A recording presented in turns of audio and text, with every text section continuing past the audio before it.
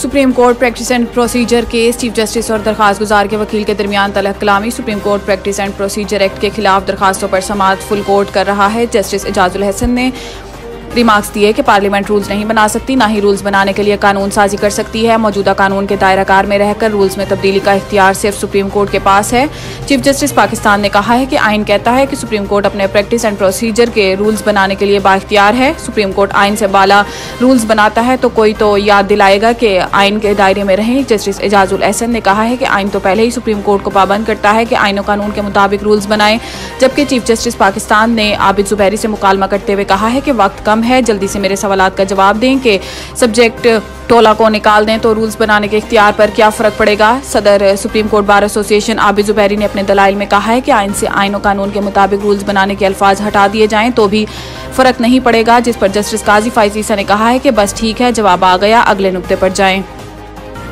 आलमी बैंक ने पाकिस्तान के निजकारी के तरीक़ाकार पर सवालात उठा दिए। आलमी बैंक का कहना है कि सियासी मुदाखलत या अदालतों में केसेस से निजकारी का अमल मुतासिर होगा। पाकिस्तानी हुकूमत कंपनियों का मुनाफा जनूबी एशियाई ममालिक में सबसे कम है। पाकिस्तानी हुकूमत कंपनियों का 2014 में मुनाफा GDP के 0.8% था और 2020 में सरकारी कंपनियों के नुकसान GDP के 0.4% के बराबर थे। आलमी बैंक ने कहा है कि पाकिस्तान का निजकारी प्रोग्राम 2007 के सुप्रीम कोर्ट के फैसले के बाद से रुक गया है। सुप्रीम कोर्ट के पाकिस्तान स्टील मिल्स और रिकॉर्डिंग फैसलों से पाकिस्तान का आलमी सतह पर मुआहिदों को पासदारी न करने वाले ममालिक के तौर पर उभरा। आलमी बैंक ने मजीद कहा है कि सियासी जमातें भी निजकारी प्रोग्राम पर मुत्तफिक नहीं है और दूसरे ममालिक की हुकूमतें कंपनियों को निजकारी पर अदालतों में केसेस का इम्कान है। हुकूमत कंपनियों के हिस्से को स्टॉक मार्केट लाए और शफाफ निजकारी करे। बैंक ऑफ इसराइल का पहली बार $30 अरब गैर मुल्की करेंसी ओपन मार्केट में बेचने का ऐलान। खबर एजेंसी के मुताबिक हमास और इसराइल के दरमियान लड़ाई के बाद पैदा होने वाली सूरत हाल के नतीजे में बैंक ऑफ इसराइल ने पहली बार $30 बिलियन गैर मुल्की करेंसी ओपन मार्केट में बेचने का ऐलान किया है।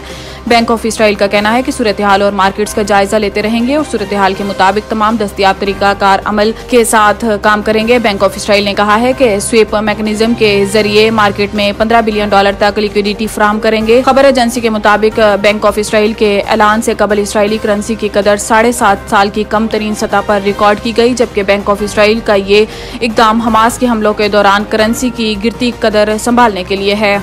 इमरान खान का अडियाला जेल का सेल छोटा होने का शिकवा, जज का दीवार तोड़कर कमरा बड़ा करने की हदायत। जराये के मुताबिक आज साइफर केस की अडियाला जेल में समाअत के दौरान चेयरमैन PTI इमरान खान और वाइस चेयरमैन शाह महमूद कुरैशी को अदालत से मुत्तसिल जालियों वाले कमरे में लाया गया। जज अबुल हसनात जुल्कुरनैन के हुक्म पर चेयरमैन PTI और शाह महमूद कुरैशी को कमरा अदालत में बिठाया गया। चेयरमैन PTI और शाह महमूद कुरैशी साथ साथ कुर्सियों पर कमरा अदालत में बैठे। जराये का बताना है कि कमरा अदालत में PTI वकला में से सलमान सफदर, नईम पंजूथा, शेर अफजल मरवत मौजूद थे। जराये का कहना है कि PTI वकला ने समाअत शुरू होते ही हाई कोर्ट में दायर दरखास्तों का हवाला दिया और समाअत मुलतवी करने की सदा की, जिस पर जज ने कहा है कि आपके कहने पर नकुल तकसीम की तारीख रखी थी, हाई कोर्ट के स्टे का कोई फैसला दिखा दें। जज की जानिब से स्टे के फैसले के इसार पर PTI वकला खामोश हो गए।